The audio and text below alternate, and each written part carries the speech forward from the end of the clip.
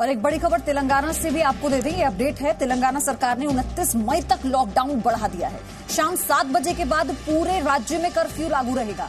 मुख्यमंत्री केसीआर ने सख्ती से इसे पालन करवाने के निर्देश भी दे दिए हैं। ये एक बड़ी जानकारी आपको बता दें, क्योंकि 7 बजे के बाद कर्फ्यू रहेगा और 7 बजे तक यानी जहां जहां रियायत है, दुकानें खुलने को लेकर, जो जरूरी सामान है उनको लेकर थोड़ी छूट रहेगी, लेकिन 7 बजे के बाद पूरी तरह से कर्फ्यू रहेगा। वहीं कोरोना के चलते यूपी के गाजियाबाद में 31 मई तक पाबंदी बढ़ा दी गई है। गाजियाबाद में 31 मई तक मॉल, सैलून और दूसरी गतिविधियां बंद कर दी गई हैं। ये भी अपडेट आपको दे दें, क्योंकि लगातार लोगों में कुछ अफवाहें भी हैं। और अगर आप गाजियाबाद के निवासी हैं तो ये खबर आपके लिए महत्वपूर्ण है, क्योंकि अगर ये खबर आप तक पहुंची कि कोई मॉल, सैलून खुल रहा है तो ये गलत है। ऐसी कोई भी रियायत नहीं दी गई है और मॉल, सैलून और दूसरी गतिविधियां बंद रहेंगी।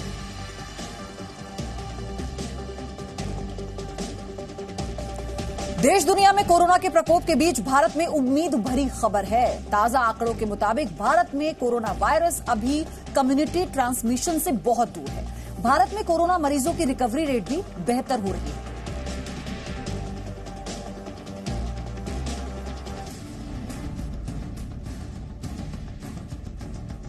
कोरोना के कम्युनिटी ट्रांसमिशन से अभी काफी दूर है हिंदुस्तान।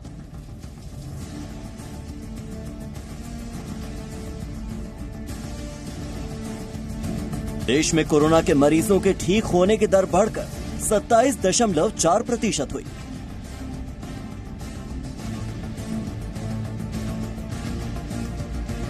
भारत में कंटेनमेंट जोन की रणनीति से हारेगा कोरोना।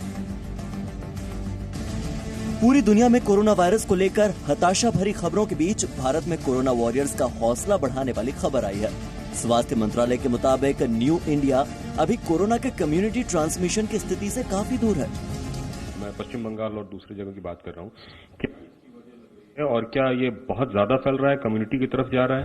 कुछ स्टेट से जब हमारे को केसेस टाइम पर रिपोर्ट नहीं हुए, डेथ रिपोर्ट नहीं हुई, तो हमने उनको परसुएड किया और उसके तहत ही केसेस रिपोर्ट हुए, जिसके कारण ही सडनली आप डेथ की संख्या में इंक्रीज आज नोट कर रहे हैं। दरअसल ये सवाल देश में तेजी से बढ़े कोरोना के मामलों की वजह से उठा है। इससे ठीक पहले पश्चिम बंगाल सरकार ने माना है कि कोरोना संक्रमण का आंकड़ा इकट्ठा करने में उनसे गलती हुई है। राज्य के मुख्य सचिव राजीव सिन्हा ने कहा है कि पश्चिम बंगाल में कोरोना से जुड़े कई मामले दर्ज नहीं हो पाए। इससे इनकार नहीं किया जा सकता। देश में कोरोना के कम्युनिटी ट्रांसमिशन की अभी शुरुआत नहीं हुई है और इस बात को हम आपको आंकड़ों से समझाते हैं। लॉकडाउन शुरू होने से पहले मरीजों के दोगुना होने की दर 3.4 दिन थी, जो अब 40 दिन के बाद 12 दिन हो गई है। डबलिंग रेट के साथ कोरोना के संक्रमित मरीजों का रिकवरी रेट भी पहले से काफी सुधरा है। आज देश में 46,000 से ज्यादा लोग कोरोना से संक्रमित हैं, जिनमें से लगभग 13,000 लोग इस बीमारी से ठीक हो चुके हैं। तेज रफ्तार से कोरोना मरीजों के ठीक होने की वजह से ये रिकवरी रेट भी 27.45% हो गया है।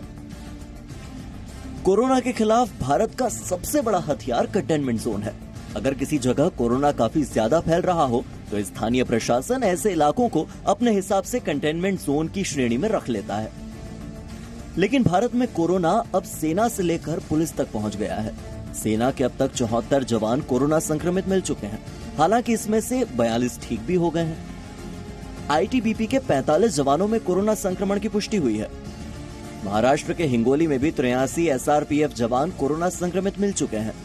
इसके अलावा मुंबई के जेजे मार्ग पुलिस स्टेशन के 12 पुलिस वाले कोरोना पॉजिटिव मिले हैं।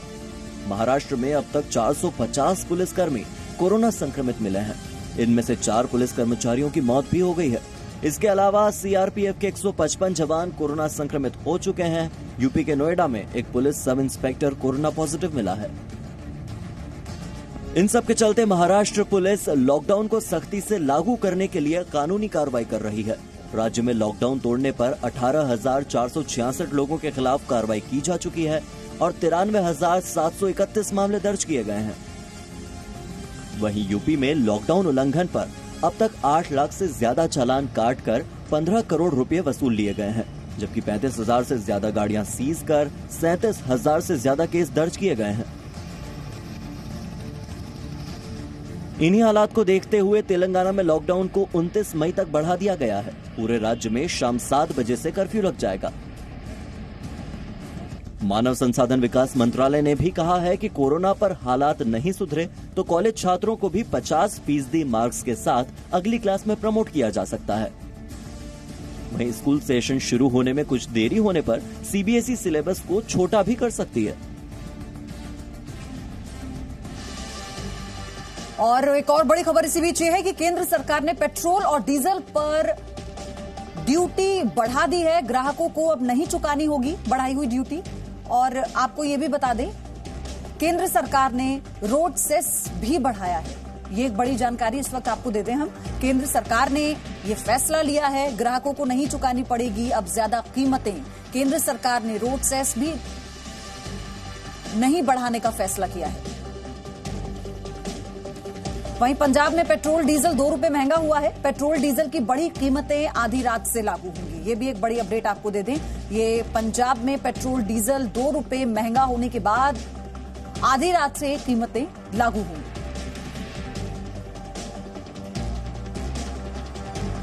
No signal, no worry. Presenting Z News app with live TV, latest updates and expert opinion. Available on Google Play and App Store. Download it now.